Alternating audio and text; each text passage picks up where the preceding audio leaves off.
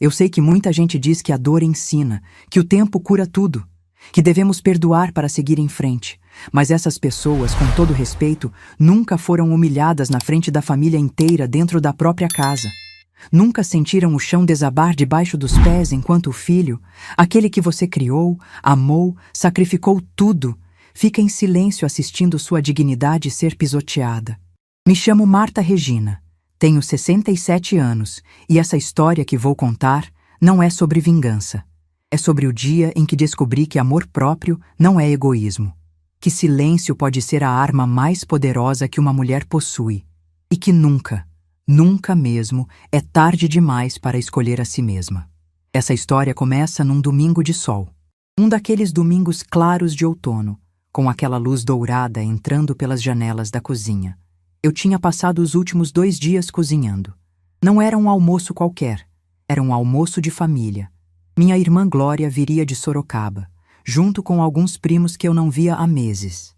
Eu queria que tudo estivesse perfeito. Acordei às 6 da manhã daquele domingo.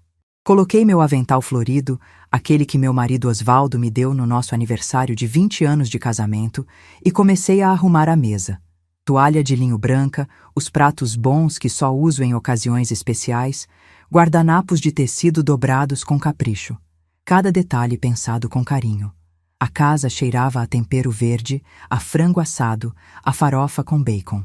Eu tinha feito arroz com açafrão, feijão tropeiro, aquela salada de maionese que todo mundo adora, vinagrete fresquinho e até uma sobremesa especial, pavê de chocolate que era a preferida da Glória desde criança.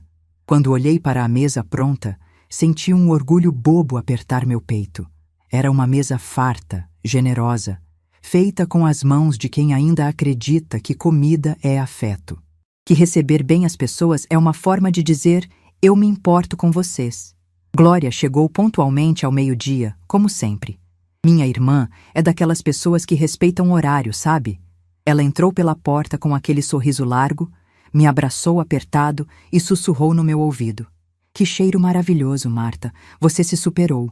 Logo depois, chegaram o primo Laércio com a esposa, a prima Sônia com os 2 filhos adolescentes.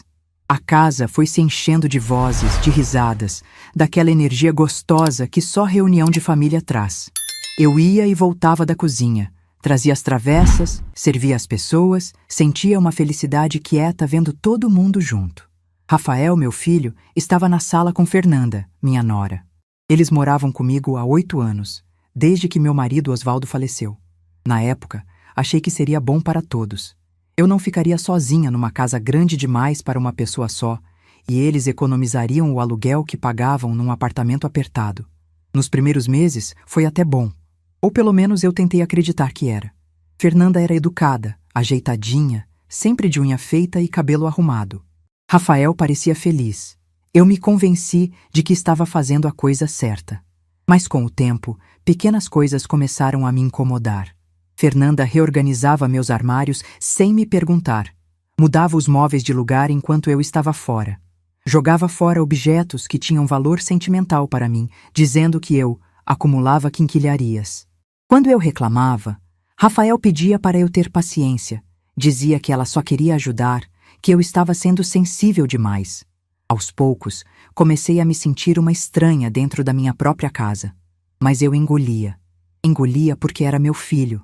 Porque eu não queria ser aquela sogra chata, aquela mãe intrometida.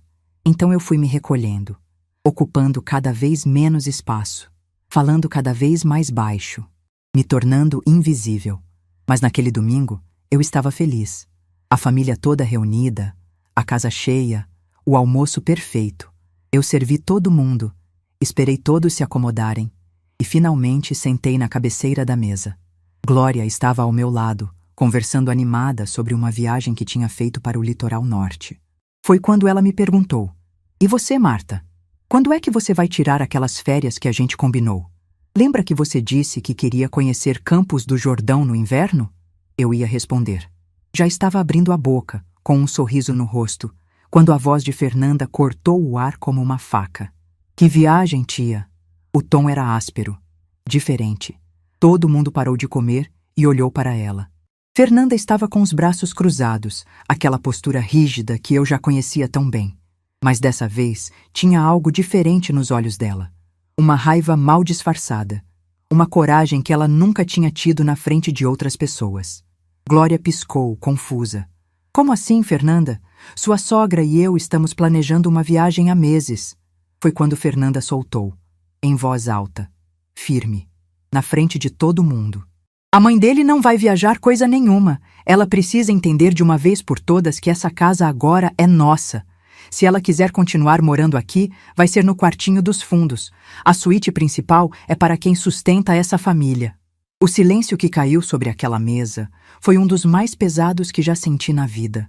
Eu ouvi o garfo da prima Sônia bater no prato. Ouvi o primo Laércio engasgar com a água.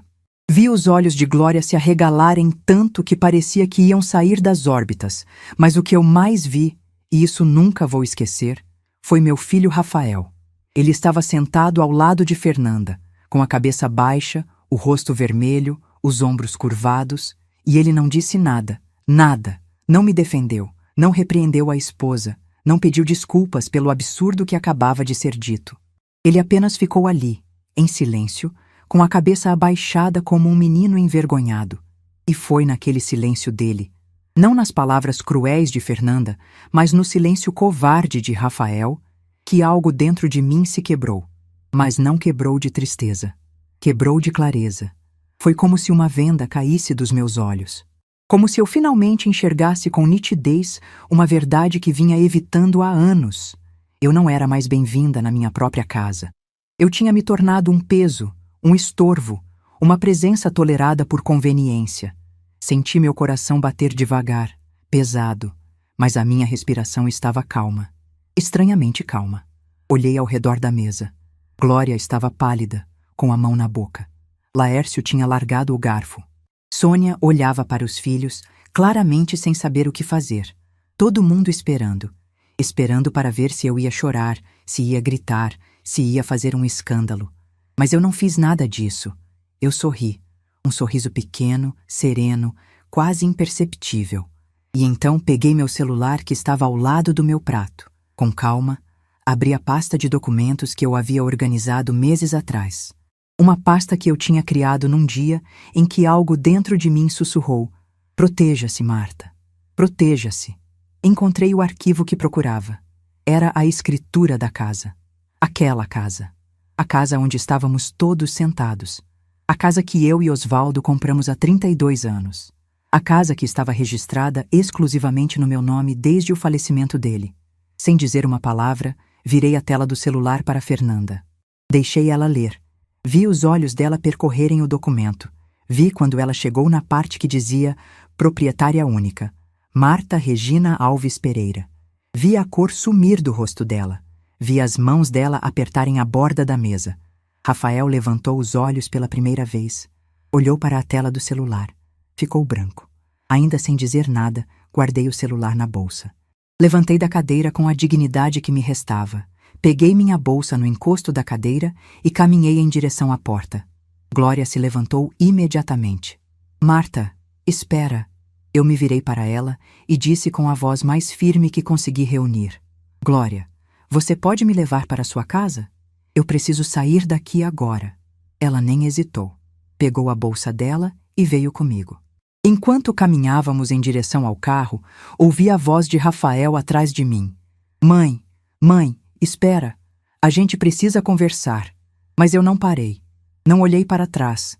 Entrei no carro de Glória, fechei a porta e quando ela ligou o motor, deixei uma única lágrima escorrer pelo meu rosto. Glória dirigiu em silêncio pelos primeiros 10 minutos. Então ela perguntou com a voz embargada: "Você está bem?" Eu respirei fundo.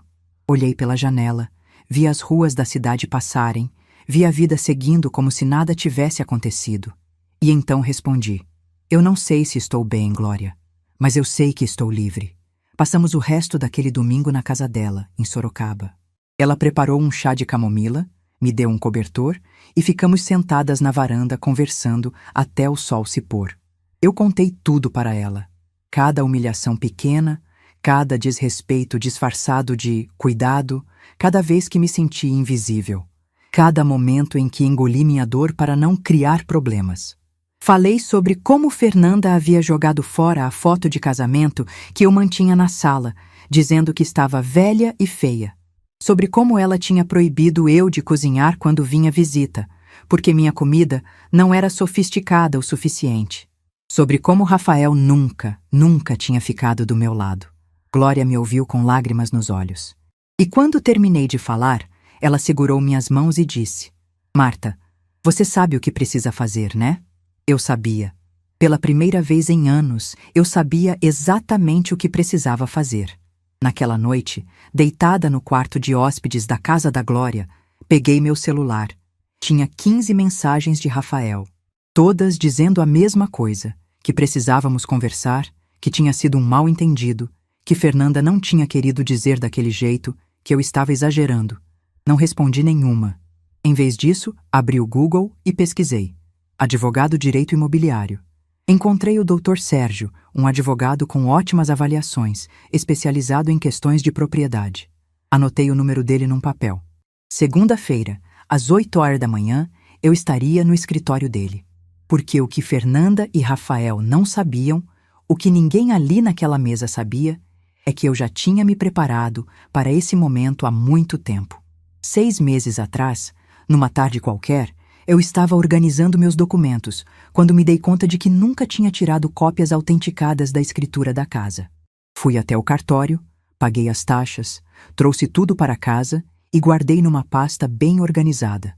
Na época, nem eu mesma sabia por que estava fazendo aquilo. Apenas sentia que precisava. E agora, eu sabia.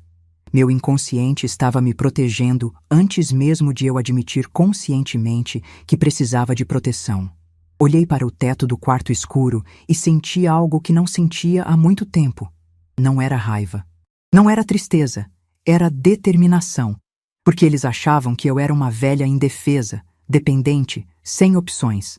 Achavam que podiam me humilhar, me colocar no quartinho dos fundos, me tratar como um móvel velho que já não serve mais. Mas o que eles não sabiam é que eu já tinha tomado uma decisão que mudaria tudo. E em 7 dias, a vida deles viraria de cabeça para baixo. Fechei os olhos e, pela primeira vez em anos, dormi em paz. Você já passou uma noite inteira acordada, mas estranhamente em paz? Foi assim que passei aquela primeira noite na casa de Glória. Deitada numa cama que não era minha, olhando para um teto desconhecido, mas sentindo algo que não sentia há anos. Liberdade. Não consegui dormir direito. Mas não era a insônia angustiante de quem está preocupada. Era aquela vigília de quem está tomando decisões. De quem está, pela primeira vez em muito tempo, colocando a si mesma em primeiro lugar. Às 6 da manhã de segunda-feira, já estava de pé. Glória me encontrou na cozinha, tomando café, com meu celular na mão e uma expressão que ela depois me disse que nunca tinha visto no meu rosto antes. Você dormiu? Ela perguntou, ainda de roupão. Pouco. Mas estou bem. Muito bem, na verdade. Ela sentou na minha frente, serviu café para ela também e ficou me observando em silêncio por alguns segundos. Você vai fazer o que eu acho que você vai fazer? Perguntou com aquele jeito direto dela. Vou procurar um advogado. Hoje mesmo. Glória assentiu devagar, com um meio sorriso nos lábios. Eu estava torcendo para você dizer isso. Às 8h15 da manhã, eu estava na porta do escritório do Dr. Sérgio Mendes, advogado especializado em direito imobiliário. O escritório ficava numa sala comercial simples, no centro da cidade, nada muito sofisticado, mas as avaliações online eram excelentes. Profissional sério, honesto, direto, dizia um dos comentários. Era exatamente o que eu precisava. A recepcionista me recebeu com um sorriso gentil. Eu tinha ligado no dia anterior, no fim da tarde de domingo, e conseguido um encaixe para a primeira hora da segunda-feira. Ela deve ter percebido a urgência na minha voz. Dr. Sérgio era um senhor de uns 55 anos, cabelos grisalhos, óculos de armação grossa, aquele jeitão calmo de quem já viu de tudo na vida. Ele me cumprimentou com um aperto de mão firme e me convidou para sentar. Dona Marta, a senhora mencionou no telefone que tem uma questão de propriedade para resolver. Pode me contar? E eu contei. Tudo. Desde o dia que Rafael e Fernanda foram morar comigo, passando pelas humilhações pequenas e constantes, até aquele domingo fatídico em que fui expulsa verbalmente da minha própria casa na frente da família inteira. Doutor. Sérgio me ouviu em silêncio, fazendo anotações de vez em quando, mas principalmente prestando atenção. Quando terminei, ele tirou os óculos, limpou as lentes com um paninho e disse: Dona Marta, a senhora trouxe a documentação da casa? Abri minha bolsa e tirei a pasta. Escritura original, certidão de óbito do meu marido, certidão negativa de débitos, IPTU quitado, tudo organizado e autenticado. Ele analisou cada documento com cuidado. Depois de uns 5 minutos, ergueu os olhos e falou com uma clareza que me deu um alívio imenso. A casa está exclusivamente no seu nome. Seu filho e sua nora são ocupantes sem qualquer direito de propriedade. A senhora pode, se quiser, solicitar uma ação de reintegração de posse. É seu direito legal. Senti meu coração acelerar. E quanto tempo isso leva? Para notificar e dar prazo para desocupação voluntária? Cerca de 1 semana. Se eles não saírem voluntariamente, aí sim precisaremos entrar com despejo judicial, o que pode levar alguns meses. Mas geralmente, quando as pessoas recebem a notificação oficial, entendem a gravidade da situação. Respirei fundo. Era isso. Era exatamente isso que eu precisava fazer. Doutor, eu quero seguir com isso. Hoje mesmo, se possível. Ele assentiu. Vou preparar tudo. A senhora precisa assinar uma procuração me dando poderes para representá-la, e eu protocolo o pedido ainda hoje. Até o final da semana eles estarão notificados. Assinei a procuração sem hesitar. Minha mão não tremeu nem um pouco. Era como se cada movimento que eu fazia, cada decisão que tomava, me devolvesse um pedaço da minha dignidade. Quando saí do escritório do Dr. Sérgio, eram 9h30 da manhã. O sol estava forte, o céu azul, aquele tipo de dia bonito que parece conspirar a favor da gente. Liguei para a Glória e disse apenas: está feito. Ela não perguntou detalhes, só disse: venha para casa. Vou fazer aquele macarrão que você gosta. Foi naquele momento, caminhando pelas ruas do centro da cidade de volta para o ponto de ônibus, que uma memória me atingiu como um soco no estômago. Há 8 anos, quando Osvaldo faleceu, eu me lembro de estar no hospital, segurando a mão dele, vendo os monitores ficarem planos, ouvindo aquele som contínuo que significava que ele tinha ido embora. Osvaldo teve um infarto fulminante. Saiu para trabalhar de manhã, passou mal no meio do expediente, foi levado às pressas para o hospital, e quando eu cheguei, ele já estava inconsciente. 2 horas depois, se foi. Nunca tive tempo de me despedir direito. Nunca ouvi um "eu te amo" final. Ele simplesmente não estava mais lá. Rafael chegou ao hospital 1 hora depois. Eu estava no corredor, sentada naquelas cadeiras duras de plástico, ainda em choque, ainda tentando processar que meu marido de 35 anos tinha acabado de morrer. Meu filho me abraçou e chorou comigo. Naquele momento, eu senti que pelo menos não estava sozinha, que eu tinha Rafael, que nós tínhamos um ao outro. Nos dias que se seguiram ao funeral, a casa ficou absurdamente silenciosa. Osvaldo sempre foi daqueles homens presentes que conversam, que enchem a casa de vida. E, de repente, só havia silêncio. Foi Rafael quem sugeriu. Ele e Fernanda estavam casados há apenas 6 meses na época. Moravam num apartamento alugado pequeno na Zona Leste. Numa tarde, ele apareceu em casa com Fernanda e disse: Mãe, a gente estava pensando. A senhora não devia ficar sozinha nessa casa enorme. E a gente está pagando um aluguel caríssimo. Que tal se a gente viesse morar aqui? Pelo menos por um tempo, até a senhora se ajustar? Eu me lembro de ter sentido um alívio enorme. Não precisaria passar pelas noites sozinha. Não precisaria acordar de madrugada e lembrar que não havia mais ninguém do outro lado da cama. Teria meu filho perto, construiria uma relação com minha nora, talvez até conhecesse netos em breve. Aceitei na hora. E nos primeiros meses, realmente pareceu uma boa ideia. Fernanda era educada, me chamava de Dona Marta com respeito, ajudava com a louça, conversava comigo sobre amenidades. Rafael estava carinhoso. Voltou àquela proximidade que tínhamos quando ele era mais novo. Eu me senti útil de novo, fazendo almoço para eles, cuidando da casa, tendo companhia. Mas foi mudando. Devagar, quase imperceptivelmente. Primeiro foi a reorganização dos armários. Fernanda disse que queria otimizar o espaço, então tirou todas as minhas louças antigas dos armários da cozinha e colocou na despensa. Substituiu por um jogo novo que ela tinha ganhado de casamento. Quando eu reclamei, ela disse que as minhas estavam velhas, que era melhor assim. Depois foi a sala. Ela mudou os móveis de lugar enquanto eu estava na igreja. Quando voltei, a sala estava completamente diferente. O sofá que ficava de frente para a janela, onde Osvaldo adorava sentar para tomar café da tarde, estava encostado na parede oposta. Quando perguntei por quê, ela disse que ficava melhor assim, mais moderno. E Rafael? Rafael sempre dizia a mesma coisa. Mãe, ela só está tentando ajudar. Não fica assim. Ela tem bom gosto. Deixa ela fazer. O pior momento, o que mais me marcou antes daquele domingo fatídico, foi quando ela jogou fora a foto do meu casamento. Era uma fotografia grande, emoldurada, que ficava na estante da sala. Eu e Osvaldo, no dia do nosso casamento, há 43 anos. Eu de vestido branco simples, ele de terno azul marinho, os dois sorrindo na frente da igreja. Aquela foto tinha atravessado décadas comigo. Um dia, cheguei em casa depois de ter ido ao supermercado e a foto não estava mais lá. Procurei pela casa inteira. Quando perguntei para Fernanda, ela disse com a maior naturalidade: Ah, aquilo... Joguei fora, dona Marta. A moldura estava quebrada e a foto estava amarelada. Ficava feio ali. Senti como se tivessem arrancado um pedaço de mim. Fernanda, aquela era a foto do meu casamento. Você não tinha o direito de jogar fora sem me perguntar. Ela deu de ombros. Desculpa, mas já foi pro lixo. E o caminhão já passou. Fui até o Rafael naquela noite, com os olhos cheios de lágrimas, e contei o que tinha acontecido. Esperei que ele ficasse indignado, que fosse falar com a esposa, que entendesse a gravidade do que ela tinha feito, mas ele apenas suspirou e disse: Mãe, ela não fez por mal. Foi só uma foto velha. A gente pode mandar imprimir outra.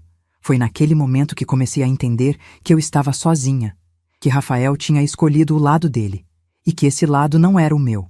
Voltei para a casa de Glória no final da manhã.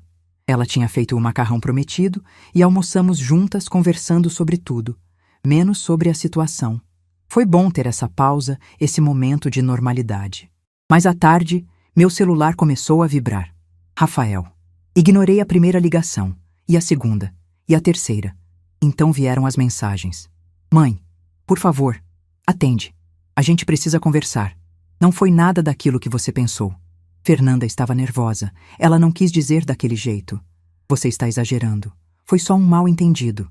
Pelo menos me dá a chance de explicar. Li todas. Não respondi nenhuma. Glória, que estava sentada ao meu lado no sofá, perguntou: Ele está insistindo? Muito. E você vai responder? Desliguei a tela do celular e coloquei ele de lado. Não. Agora eu preciso de silêncio. E ele precisa entender que as ações têm consequências. Na terça-feira, Rafael apareceu na casa de Glória. Tocou a campainha 3 vezes seguidas, bateu na porta, gritou meu nome. Glória atendeu, mas não deixou ele entrar. Glória, pelo amor de Deus, eu preciso falar com minha mãe. Rafael, ela não quer falar com você agora, respeita isso. Mas eu preciso explicar, foi tudo um mal-entendido. Foi quando eu apareci atrás de Glória. Rafael me viu e seu rosto se iluminou por um segundo, como se achasse que eu ia ceder. Mas eu disse com uma calma que eu mesma me surpreendi de ter. Rafael, não há nada para explicar. Fernanda deixou muito claro o que ela pensa de mim. E você deixou muito claro que concorda com ela, pelo seu silêncio. Mãe, eu não concordo. Eu fiquei em choque. Eu não sabia o que dizer. Exatamente. Você não soube o que dizer quando sua esposa humilhou sua mãe na frente da família inteira. Você ficou em silêncio. E esse silêncio disse tudo. Ele tentou argumentar mais um pouco, mas eu fechei a porta, gentilmente. Ouvi ele do outro lado, respirando pesado, sem saber o que fazer. Depois de alguns minutos, ouvi o barulho do carro dele dando a partida. Glória me abraçou. Você está sendo muito forte. Ou muito dura. Não, Marta. Você está sendo justa. Na quarta-feira, Dr. Sérgio me ligou. Dona Marta, está tudo pronto. O oficial de justiça vai fazer a entrega da notificação na segunda-feira de manhã. A senhora tem certeza que quer seguir com isso? Absoluta. Ótimo. Só mais uma coisa. A senhora vai querer estar presente quando eles receberem a notificação? Pensei por um segundo. Parte de mim queria estar lá. Queria ver a reação deles. Mas a parte mais sábia de mim sabia que não precisava. Que minha ausência seria mais poderosa do que minha presença. Não, doutor. Não preciso estar lá. Só me avise quando for entregue. Perfeitamente. A senhora vai receber uma cópia do comprovante de entrega. Desliguei o telefone e olhei pela janela. Faltavam 5 dias para o momento que mudaria tudo. Naquela noite, não consegui dormir de novo. Mas dessa vez era diferente. Não era medo, não era arrependimento. Era antecipação. Eu sabia que estava fazendo a coisa certa. Sabia que muitas pessoas não iam entender. Que iam me julgar, me chamar de dura, de cruel, de vingativa. Que iam dizer que família é sagrada, que mãe tem que perdoar tudo. Mas eu também sabia outra coisa. Respeito não é opcional. Dignidade não é negociável. E amor que te faz sentir invisível não é amor de verdade. No domingo, exatamente uma semana depois daquele almoço fatídico, Glória me levou para dar uma volta no parque. A gente caminhou em silêncio por uns 20 minutos, só apreciando o dia bonito, o sol da tarde, as crianças brincando. Então ela perguntou: "Você está com medo? Do que está por vir?" Pensei por um momento antes de responder. Não é medo, Glória. É expectativa. Sabe quando você está prestes a fazer algo que vai mudar sua vida para sempre e você não sabe exatamente o que vem depois, mas sabe que não pode mais continuar como estava? Ela assentiu. Sei sim. Então é isso. Amanhã de manhã, às 9h, alguém vai bater na porta da minha casa. E quando Fernanda abrir essa porta e ler aquele papel, tudo vai mudar. Glória apertou minha mão. E você está pronta? Eu olhei para o céu, vi as nuvens passarem lentamente, senti o vento no meu rosto. Sim, estou pronta.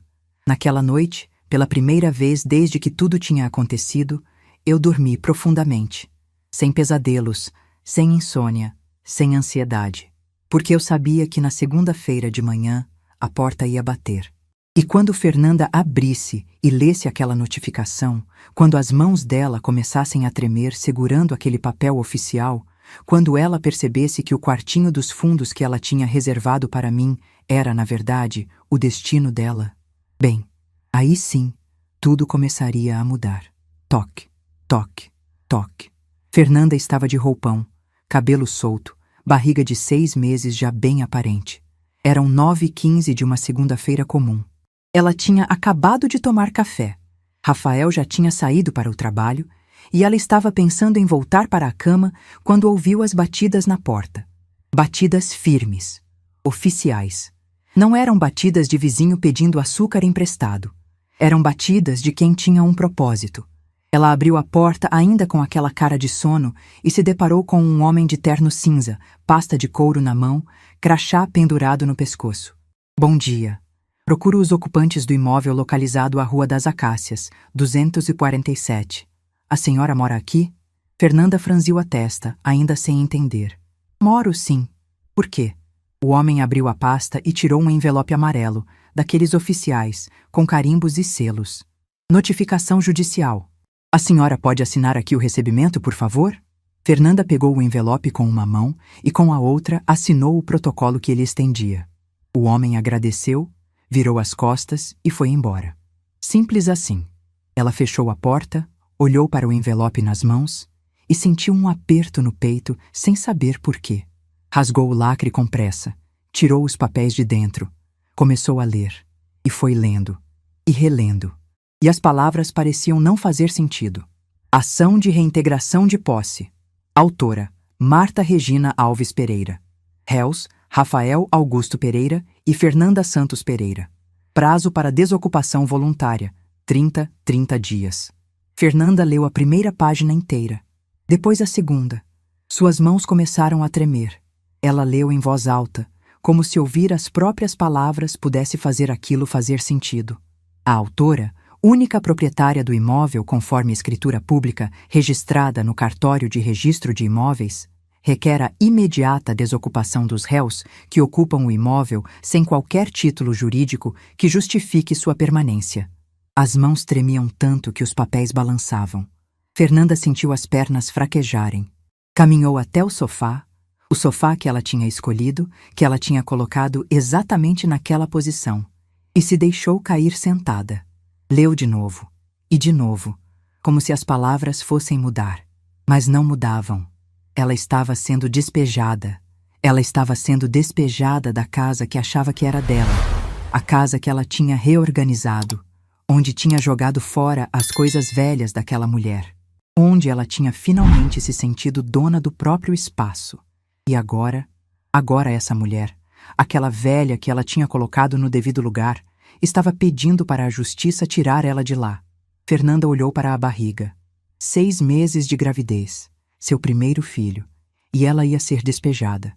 Pegou o celular com as mãos ainda tremendo e discou para Rafael. Tocou uma vez, 2, 3.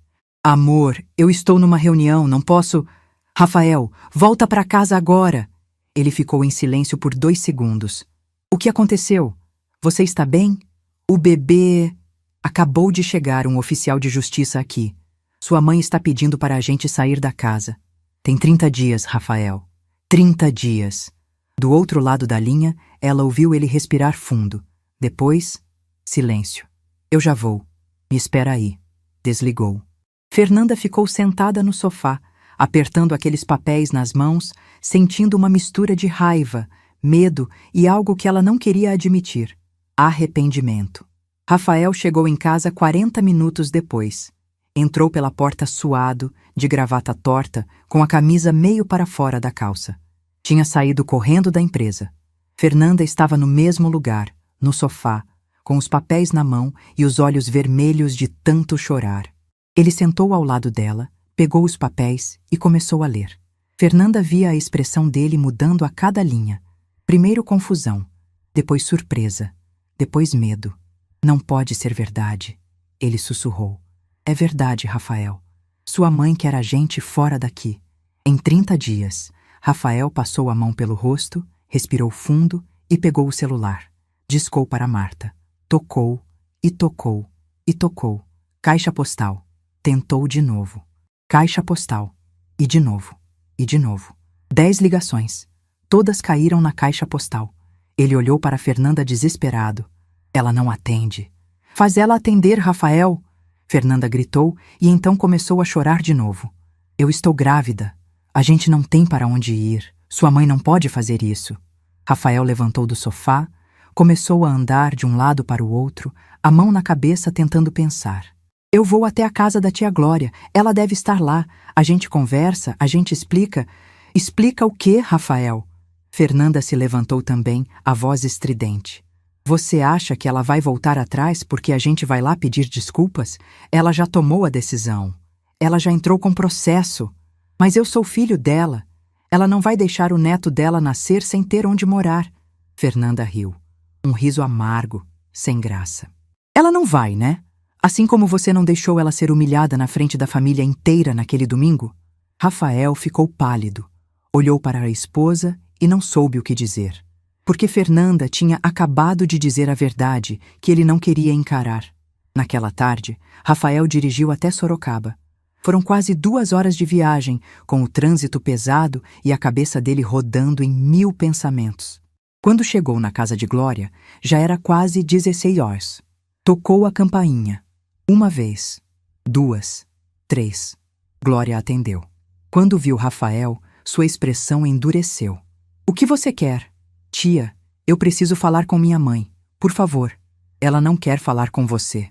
Tia Glória, pelo amor de Deus, a gente recebeu uma notificação de despejo. Fernanda está grávida. A gente não tem para onde ir. Glória cruzou os braços e inclinou a cabeça, como se estivesse avaliando um inseto curioso. Engraçado, né, Rafael? Quando sua mãe precisou de você para defendê-la daquela humilhação, você ficou quieto. Mas agora que você precisa dela, você vem até Sorocaba implorar. Eu sei que errei. Eu sei.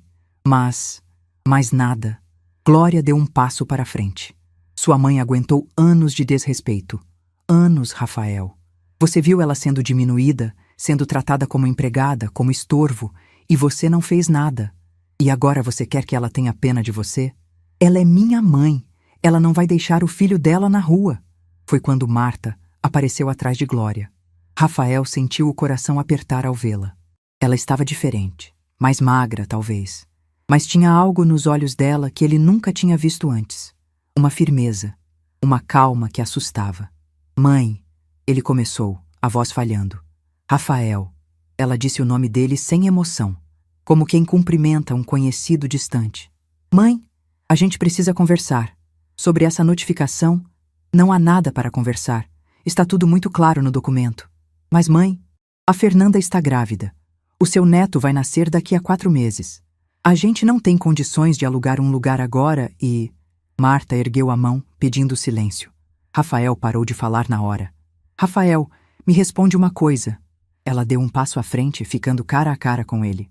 Quando Fernanda disse, na frente de toda a família, que eu deveria morar no quartinho dos fundos, você achou justo? Rafael abaixou a cabeça. Não. Então por que você não disse nada? Eu fiquei sem reação. Você ficou sem reação. Marta repetiu devagar.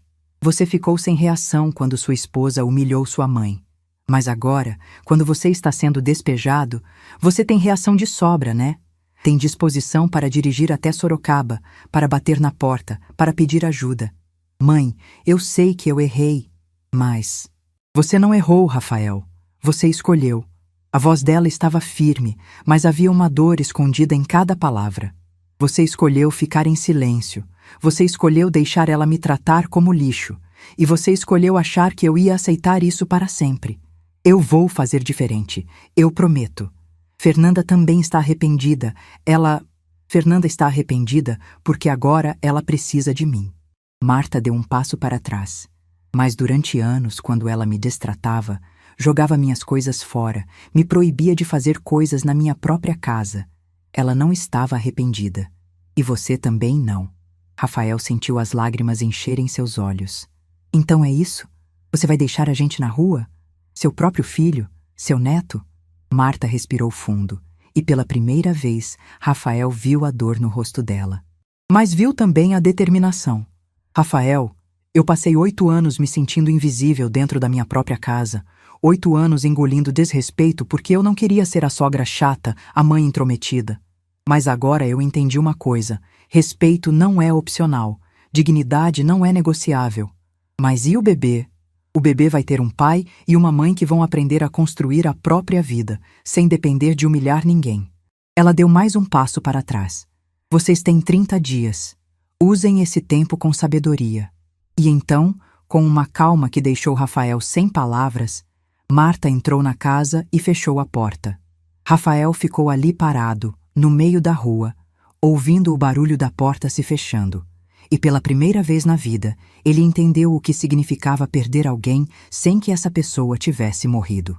Ele voltou para casa dirigindo no piloto automático. Entrou em casa, já era noite. Fernanda estava na cozinha, fazendo um chá, com os olhos inchados. E aí, ela voltou atrás? Rafael balançou a cabeça devagar. Não. Como não? Você falou do bebê? Você implorou? Eu falei tudo, Fernanda. E ela não vai voltar atrás. Fernanda sentou na cadeira, colocou a cabeça entre as mãos e começou a chorar de novo. A gente está ferrado. A gente está completamente ferrado. Rafael ficou ali parado, olhando a esposa chorar, sentindo o peso da situação cair sobre ele como uma tonelada de tijolos. E então, pela primeira vez, algo diferente atravessou sua mente. Não foi raiva da mãe. Não foi indignação pela injustiça. Foi a percepção clara, dolorosa, inevitável, de que ele tinha feito isso. Ele tinha deixado as coisas chegarem a esse ponto. Ele tinha ficado em silêncio quando deveria ter falado. Ele tinha escolhido o caminho fácil e agora estava pagando o preço. Os dias que se seguiram foram uma mistura de pânico, tentativas frustradas e realidade batendo na porta. Rafael tentou falar com advogados. Todos disseram a mesma coisa.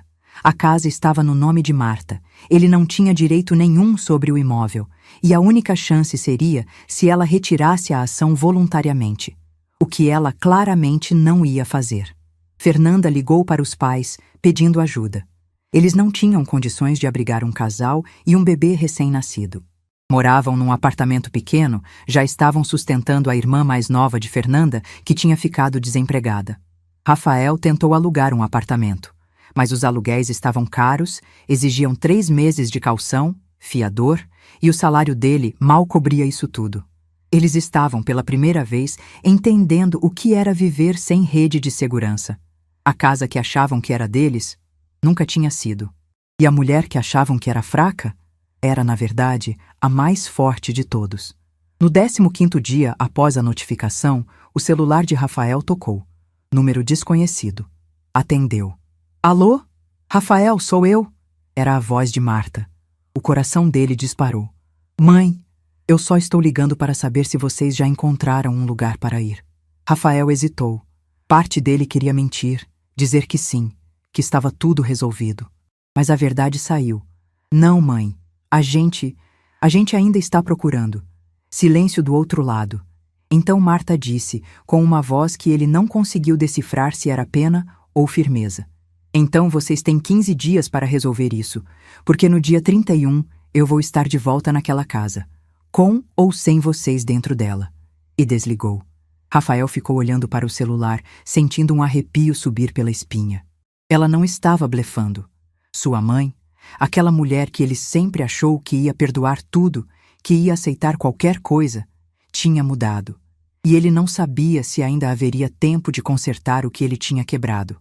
Fernanda apareceu na porta do quarto. Quem era? Rafael olhou para ela, com os olhos marejados. Era minha mãe. E ela não vai voltar atrás, Fernanda. A gente tem 15 dias. Fernanda levou a mão à barriga, sentindo o bebê se mexer pela primeira vez naquele dia. E pela primeira vez, desde aquele domingo fatídico, ela entendeu. Ela tinha humilhado a mulher errada. E agora estava pagando o preço. Dia 30. Véspera do prazo final. Rafael e Fernanda conseguiram, finalmente, um apartamento. Era pequeno, num bairro distante, longe do trabalho, longe de tudo. 2 quartos apertados, cozinha minúscula, sem vaga na garagem. O aluguel consumia quase metade do salário de Rafael e ainda precisaram pegar dinheiro emprestado com o pai de Fernanda para pagar a caução e os 3 meses adiantados que a imobiliária exigiu. Mas era o que tinha. Era o que eles conseguiram. O caminhão de mudança estava marcado para as 8 horas da manhã do dia 31. Rafael tinha tirado o dia de folga no trabalho. Fernanda, agora com 7 meses e meio de gravidez, não podia carregar peso. Estava sentada no sofá. Aquele sofá que ela tinha escolhido com tanto cuidado, observando os 2 carregadores que Rafael tinha contratado, empacotando tudo em caixas de papelão. Cada objeto que ia para dentro de uma caixa parecia um pedaço da vida dela sendo desmontada. A estante que ela tinha comprado, a televisão que eles tinham parcelado em 12 vezes, as cortinas que ela mesma tinha costurado, o quadro decorativo que ela tinha colocado na parede da sala, naquele lugar onde antes ficava a foto velha de Osvaldo e Marta, tudo sendo empacotado, tudo indo embora. E o pior, ela sabia que era culpa dela. Rafael entrou pela porta carregando mais uma pilha de caixas vazias. Ele estava suado, com olheiras profundas. Não dormia direito há dias. O peso da situação tinha envelhecido ele uns 5 anos em 1 mês. Fernanda, você separou as coisas do quarto? Ela assentiu, sem dizer nada. Ele parou, olhou para ela e suspirou. Eu sei que está difícil, mas a gente vai conseguir. Fernanda deu um riso curto, sem humor. Vai? A gente vai conseguir em um apartamento de 40 metros quadrados, pagando um aluguel que não temos condições, com um bebê chegando daqui a 2 meses? Rafael não respondeu, porque não havia resposta. Ele voltou para o quarto, continuou empacotando. Às 10 horas da manhã, a maior parte das coisas já estava no caminhão. Os carregadores estavam terminando de desmontar a cama do casal quando Rafael ouviu o barulho de um carro parando na frente da casa. Ele olhou pela janela e sentiu o estômago revirar. Era Marta. Ela desceu do carro, um Uber pelo visto, com uma bolsa pequena na mão e aquela postura ereta, digna, que ele conhecia tão bem. Usava uma blusa clara, calça de linho, cabelo arrumado. Estava diferente. Mais leve, talvez. Como se um peso tivesse saído dos ombros dela. Marta não entrou imediatamente. Ficou ali parada na calçada, olhando para a casa. Sua casa. A casa que ela tinha comprado com Osvaldo há 32 anos. A casa onde tinha criado Rafael. A casa de onde tinha sido expulsa há um mês atrás. E agora ela estava de volta. Rafael saiu pela porta da frente, desceu os degraus e ficou parado a uns 3 metros dela. Mãe! Marta olhou para ele. Seus olhos se encontraram por um segundo longo, carregado de tudo que não tinha sido dito. Rafael! Ela cumprimentou com a cabeça. Eu vim ver como está o andamento. A gente está quase terminando. Ele engoliu seco. Mais 1 hora e a casa fica livre. Ótimo! O tom dela era neutro, educado, mas distante, como se estivesse falando com um estranho. Foi quando Fernanda apareceu na porta. Ela desceu os degraus devagar, uma mão apoiada na barriga, o rosto inchado de cansaço e choro. Quando viu Marta, parou. As 2 mulheres se encararam, e o silêncio que se instalou era tão pesado que até os carregadores pararam de trabalhar por um segundo. Fernanda foi a primeira a falar. Sua voz saiu baixa, quase um sussurro. A senhora está satisfeita agora? Marta inclinou a cabeça levemente, como se estivesse avaliando a pergunta. Satisfeita? Ela repetiu a palavra devagar. Não, Fernanda. Eu não estou satisfeita. Eu estaria satisfeita se as coisas nunca tivessem chegado a este ponto. A senhora está nos jogando na rua. Eu estou grávida de 7 meses. A gente não tem condições. Vocês têm condições? Marta interrompeu firme. Vocês encontraram um apartamento? Não encontraram? Vocês têm onde morar. Ninguém vai dormir na rua. Mas a senhora sabe que a gente não tem condições financeiras. O aluguel que vocês vão pagar agora é o que eu deixei de cobrar de vocês durante 8 anos. Marta deu um passo à frente. Durante 8 anos vocês moraram aqui sem pagar 1 centavo de aluguel, sem pagar conta de luz, de água, de nada. Eu sustentei vocês. Eu cozinhei para vocês. Eu limpei para vocês. E em troca, vocês me trataram como empregada. Fernanda abriu a boca para responder, mas nada saiu, porque era verdade. E ela sabia. Fernanda, você me disse, na frente da minha família inteira, que eu deveria morar no quartinho dos fundos. Marta continuou, a voz firme mas controlada. Você disse que essa casa era sua, que eu deveria aceitar meu lugar. Lembra? Fernanda baixou os olhos. Eu estava nervosa naquele dia. Eu não devia ter dito daquele jeito. Não era o jeito, Fernanda. Era o conteúdo. Marta balançou a cabeça. Você realmente acreditava que essa casa era sua? Que eu era uma intrusa? Que você tinha o direito de me colocar no meu lugar? Eu estava errada. A voz de Fernanda saiu embargada. Eu estava errada, eu sei. Mas a senhora não pode fazer isso com a gente. Com seu neto? Meu neto vai nascer com pais que vão aprender a construir a própria vida. Marta olhou para a barriga de Fernanda. E talvez, quem sabe, vocês vão aprender a não tratar os outros como se fossem descartáveis. Fernanda começou a chorar. Não aquele choro manipulador, de quem quer conseguir algo. Era um choro verdadeiro, de quem finalmente entendeu o tamanho do erro. Eu sinto muito. Ela soluçou. Eu sinto muito mesmo. Eu fui horrível com a senhora. Eu sei. Mas, por favor, a senhora não pode perdoar?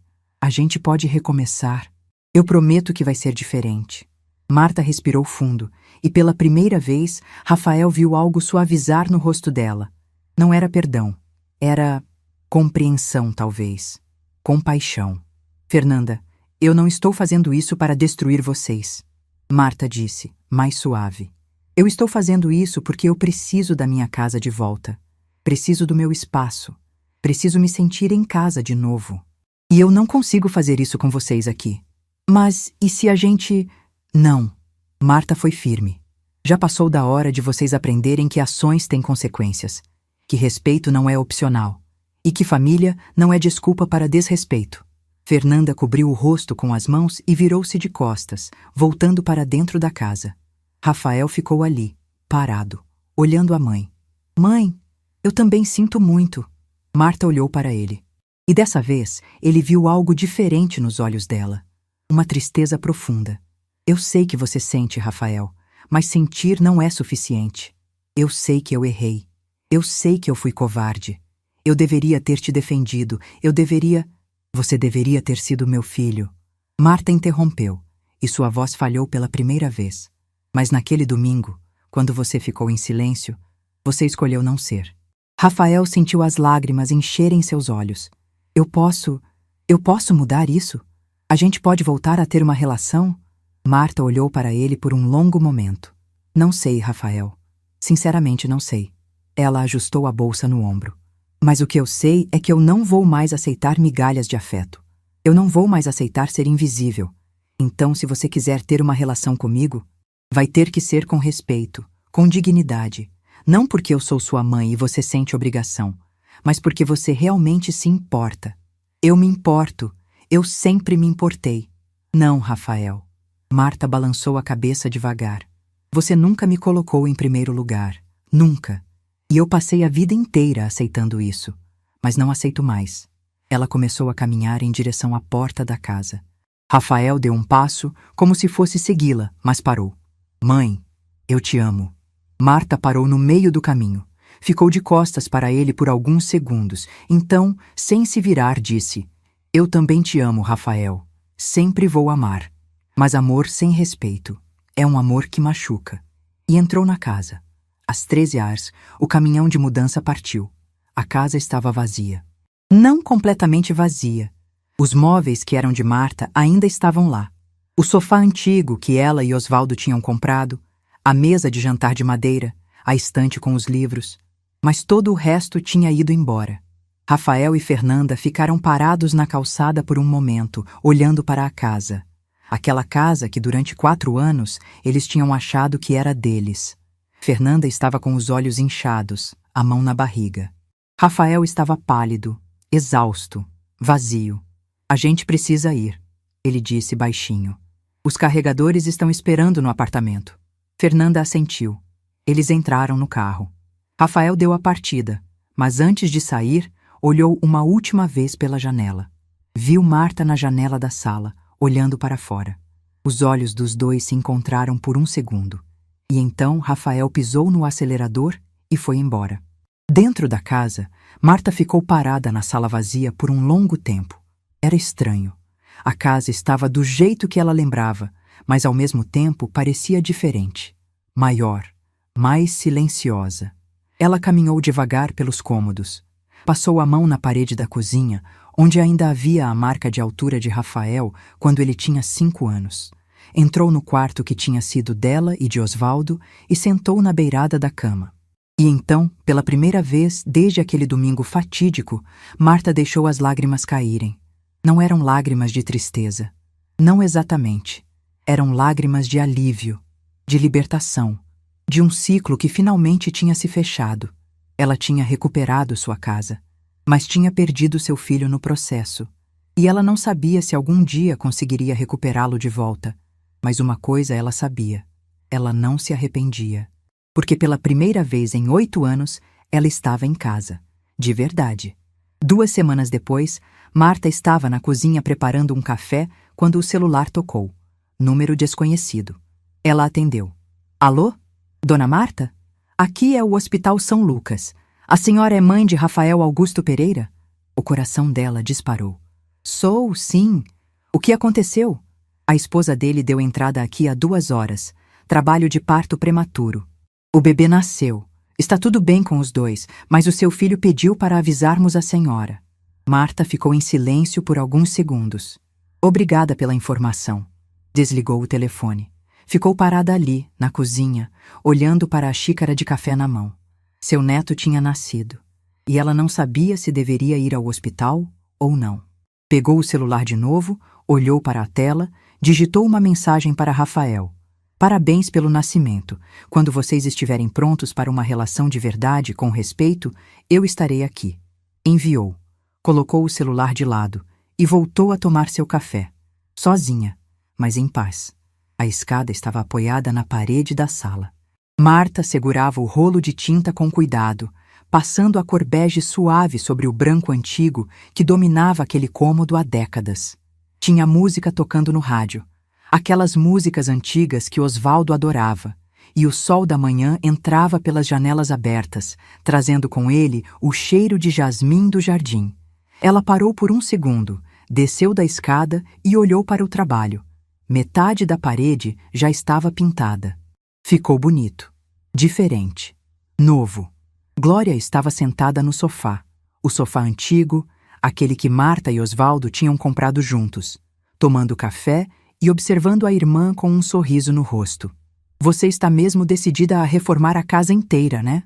Marta desceu da escada, limpou as mãos num pano e pegou sua xícara de café que estava na mesinha de centro. Não é reformar, Glória. É recomeçar. Ela soprou o café quente. Essa casa ficou parada no tempo durante anos. Está na hora de ela respirar de novo. Glória assentiu, orgulhosa. E você também, irmã. Você também está respirando de novo. Marta sorriu. Aquele sorriso pequeno, sereno, de quem finalmente encontrou paz. 6 meses haviam se passado desde aquele dia. 6 meses desde que Rafael e Fernanda saíram daquela casa pela última vez. 6 meses desde que Marta tinha recuperado não apenas sua casa, mas sua dignidade. E nesses 6 meses, muita coisa tinha mudado. Nos primeiros dias sozinha, Marta se sentiu estranha. A casa estava silenciosa demais, grande demais, vazia demais. Ela acordava de manhã e ainda esperava ouvir os passos de Rafael indo para o trabalho, ou a voz de Fernanda no telefone. Mas aos poucos, o silêncio deixou de ser pesado e se tornou libertador. Marta começou a fazer coisas que não fazia há anos. Acordava na hora que queria. Tomava café da manhã na varanda, de roupão, sem pressa. Deixava a louça na pia quando estava cansada. Assistia seus programas de TV favoritos sem ninguém reclamar. Reorganizava os móveis do jeito que gostava. Era estranho, no começo, ter tanto espaço só para si. Mas era bom. Na segunda semana, Glória apareceu com uma proposta. Marta, eu vou viajar para Campos do Jordão no mês que vem. Você vem comigo? E pela primeira vez em 8 anos, Marta disse sim, sem precisar pedir permissão para ninguém. Elas passaram 5 dias em Campos do Jordão. Marta comprou roupas novas, comeu fondue, visitou lojas de chocolate, tirou fotos. Sentiu-se viva de uma forma que não se sentia há muito tempo. Quando voltou, entrou em casa com malas cheias de lembranças e um coração mais leve. Foi também nessa época que Marta reencontrou Dona Célia, aquela vizinha de 72 anos que tinha ligado para ela, oferecendo apoio quando tudo estava acontecendo. Elas começaram a tomar café juntas, uma vez por semana. Dona Célia contou sua própria história, muito parecida com a de Marta. Filhos que tentaram interná-la num asilo para ficar com sua casa. Uma batalha judicial que durou anos. A libertação que veio quando ela finalmente colocou limites. Sabe o que eu aprendi, Marta? Dona Célia disse, numa dessas tardes de café. A gente passa a vida inteira ensinando as pessoas como nos tratar. Se você aceita desrespeito, elas vão te desrespeitar. Se você exige respeito, elas aprendem. Ou vão embora. Marta nunca esqueceu essas palavras. Ela também se inscreveu num curso de pintura em tela na igreja do bairro. Descobriu que tinha jeito para aquilo. Pintou flores, paisagens, até um retrato de Osvaldo que ficou pendurado na parede do quarto. Fez amizade com outras mulheres do curso. Mulheres da sua idade, com histórias parecidas, com cicatrizes parecidas. Elas se encontravam para almoçar, para conversar, para rir. Marta tinha voltado a rir. E num desses almoços, uma das amigas perguntou: Marta, você não sente falta do seu filho? Marta ficou em silêncio por um momento, mexendo o café com a colherinha. Sinto, todo dia, ela admitiu. Mas eu sinto falta do filho que eu achei que ele era. Não do filho que ele se tornou. E se ele voltasse? Se ele pedisse desculpas de verdade? Marta olhou pela janela, pensativa. Aí eu veria se as desculpas são de verdade, ou se são só palavras. E então, numa tarde de quinta-feira, 6 meses e meio após a desocupação, Marta recebeu uma mensagem no celular. Era de Rafael. Mãe, eu sei que não tenho direito de pedir nada, mas eu gostaria muito de conversar com a senhora. Pessoalmente, sem Fernanda. Só eu e a senhora. Se a senhora aceitar, eu vou onde a senhora quiser, na hora que a senhora quiser. Por favor. Marta leu a mensagem 3 vezes. Glória estava visitando e viu a expressão da irmã mudar. O que foi? Rafael quer conversar. E você vai? Marta respirou fundo. Vou. Mas nos meus termos, ela respondeu. Sábado, 10 horas da manhã. Cafeteria do centro. Eu vou estar lá. Sábado chegou. Marta acordou cedo, tomou seu café com calma, escolheu uma roupa bonita, uma blusa azul clara que tinha comprado na viagem, e foi para a cafeteria. Chegou pontualmente às 10 horas. Rafael já estava lá, sentado numa mesa do canto, mexendo nervosamente numa xícara de café. Quando ele viu a mãe entrando, levantou imediatamente. Marta percebeu na hora. Ele estava diferente. Mais magro, com olheiras profundas, cabelo mais grisalho nas têmporas. Parecia que tinha envelhecido 5 anos em 6 meses. Mãe, ele começou, a voz embargada. Obrigado por vir. Marta sentou na cadeira em frente a ele, colocou a bolsa ao lado e esperou. Rafael respirou fundo antes de começar a falar. Eu não sei nem por onde começar. Ele coçou a cabeça nervoso. Esses últimos meses foram os mais difíceis da minha vida. Não por causa do apartamento pequeno ou das contas apertadas, mas porque eu finalmente tive que encarar o que eu fiz. Marta continuou em silêncio, ouvindo. Eu comecei a fazer terapia. Ele continuou. Depois que tudo aconteceu, eu percebi que eu não estava bem. Que eu nunca estive bem, na verdade. E o terapeuta me fez enxergar coisas que eu nunca quis ver. Que coisas? Marta perguntou, a voz calma. Rafael limpou uma lágrima que insistia em cair. Que eu sempre escolhi o caminho mais fácil. Que eu nunca aprendi a dizer não. Que eu deixei Fernanda te tratar mal porque era mais confortável para mim do que enfrentar ela. Ele balançou a cabeça. E que, no fundo, eu sabia que você ia aguentar. Porque você sempre aguentou. Você sempre foi forte. Então eu abusava disso. Marta sentiu um aperto no peito, mas não interrompeu. Mas aí você não aguentou mais. E eu perdi você. A voz dele falhou. Não perdi porque você morreu. Perdi porque eu fui covarde. Porque eu te traí. Ele cobriu o rosto com as mãos e começou a chorar. Um choro verdadeiro, de arrependimento profundo. Marta esperou ele se recompor. Não ofereceu consolo fácil. Não estendeu a mão para segurar a dele. Apenas esperou. Quando Rafael finalmente se acalmou, ele disse: Eu não vim aqui pedir para você me perdoar. Porque eu sei que isso vai levar tempo, ou talvez nunca aconteça. Eu vim aqui para dizer que eu entendo. Eu entendo porque você fez o que fez. E que você estava certa. Marta inclinou a cabeça levemente. E a Fernanda? Ela também entendeu? Rafael suspirou. Fernanda está tentando. Ela também começou terapia. A maternidade mudou ela de certa forma. Mas ela sabe que errou. E ela me pediu para te dizer que sente muito, muito mesmo. E você acredita? Eu acho que sim. Mas eu sei que isso não importa. O que importa é se você acredita. E se você quiser dar uma chance para a gente reconstruir, eu vou fazer tudo certo dessa vez. Eu prometo.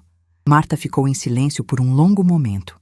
Olhou pela janela da cafeteria, viu as pessoas passando na rua, a vida seguindo seu curso. Então ela olhou para Rafael e disse: Rafael, eu passei 6 meses aprendendo a viver sem você. E sabe o que eu descobri? Que eu consigo. Que eu sou forte o suficiente para viver sozinha. Para ser feliz sozinha. E isso me deu uma liberdade que eu nunca tive antes. Rafael assentiu, engolindo seco. Mas, Marta continuou, eu também descobri que eu não quero passar o resto da vida sem meu filho. Eu só não quero o filho que ficou em silêncio quando eu precisei. Eu quero o filho que tem coragem de ficar do meu lado. Entende a diferença? Entendo. Ele sussurrou. Então, se você quer reconstruir essa relação, vai ser do meu jeito, com respeito, com limites, com dignidade. Não é porque você é meu filho que você pode me tratar de qualquer jeito. Não é porque eu sou sua mãe que eu tenho que aceitar migalhas. Eu aceito. Qualquer condição que você colocar, eu aceito. Marta respirou fundo. Então a gente pode tentar, devagar, um passo de cada vez. Rafael deixou escapar um sorriso tímido, aliviado. Obrigado, mãe. Obrigado mesmo. E o Pedro? Marta perguntou pela primeira vez mencionando o neto. Como ele está? O rosto de Rafael se iluminou. Ele está lindo, mãe. Lindo. Parece comigo quando eu era bebê. Ele pegou o celular e mostrou uma foto. Marta olhou para a tela e sentiu o coração apertar. Um bebê rechonchudo, de olhos grandes, sorrindo para a câmera. Era seu neto, e ela não conhecia ele ainda. Você gostaria de conhecer ele? Rafael perguntou, hesitante. Marta ficou em silêncio por alguns segundos. Então disse: Sim, mas quando eu me sentir pronta. Não hoje, não amanhã, mas em breve. Quando você quiser, mãe. A gente espera. 3 semanas depois, Marta foi visitar o neto.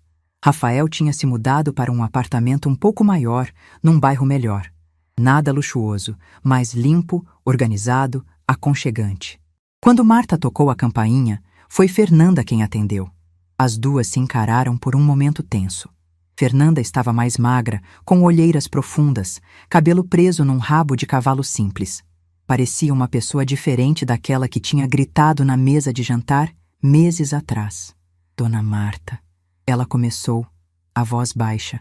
Eu não sei se a senhora quer ouvir isso, mas eu preciso dizer. Eu sinto muito. Muito mesmo. Pelo que eu fiz, pelo que eu disse. Eu não tenho desculpa, mas eu estou tentando ser uma pessoa melhor. Marta olhou nos olhos dela. Viu algo que não tinha visto antes. Sinceridade. Fernanda, eu aceito suas desculpas, mas saiba que respeito se constrói com ações, não com palavras. Eu sei, e eu vou provar para a senhora. Marta entrou no apartamento, e lá, no berço da sala, estava Pedro. Ela caminhou devagar até ele, sentiu o coração acelerar. O bebê dormia tranquilo, com aquele jeitinho encolhidinho que só os recém-nascidos têm. Marta estendeu a mão e tocou levemente no rostinho dele. Ele abriu os olhinhos, ainda sonolento, e a olhou. E Marta chorou. Chorou de alívio, de amor, de tudo que tinha perdido e encontrado de novo. Rafael e Fernanda ficaram em silêncio, respeitando aquele momento. E quando Marta pegou Pedro no colo pela primeira vez, sentiu algo se curar dentro dela. Não era perdão completo, não era esquecimento, era um recomeço. Hoje, 1 ano e meio depois daquele domingo fatídico, Marta vive sozinha na sua casa. Mas não está sozinha na vida. Ela vê Rafael 1 vez por semana. Eles almoçam juntos, conversam, aos poucos vão reconstruindo o que foi quebrado. Não é como antes, nunca vai ser. Mas é real, é honesto, é respeitoso. Pedro, agora com 1 ano e 3 meses, chama Marta de vovó e corre pela casa dela toda vez que vai visitar. Fernanda está diferente, mais humilde, mais respeitosa. Ainda há uma distância entre elas, mas não há mais hostilidade. Marta continua viajando. Conheceu o litoral norte, as montanhas de Minas, até foi para o Rio de Janeiro pela primeira vez. Está planejando uma viagem internacional para o ano que vem. Sempre quis conhecer Portugal. Ela pinta, participa do grupo de convivência, tem amigas verdadeiras. Sua casa está sempre arrumada, mas vivida. Tem plantas na varanda, fotos novas nas paredes, uma vida que respira. E quando alguém pergunta se ela se arrepende do que fez, ela responde sempre a mesma coisa. Eu me arrependo de não ter feito antes. Numa tarde qualquer, Marta está sentada na varanda tomando café quando Glória liga.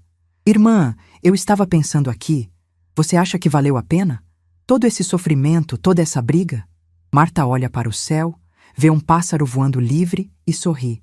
Sabe, Glória, durante muitos anos eu achei que amor significava sacrifício, que ser mãe era aceitar qualquer coisa, que família era sagrada, não importava o preço.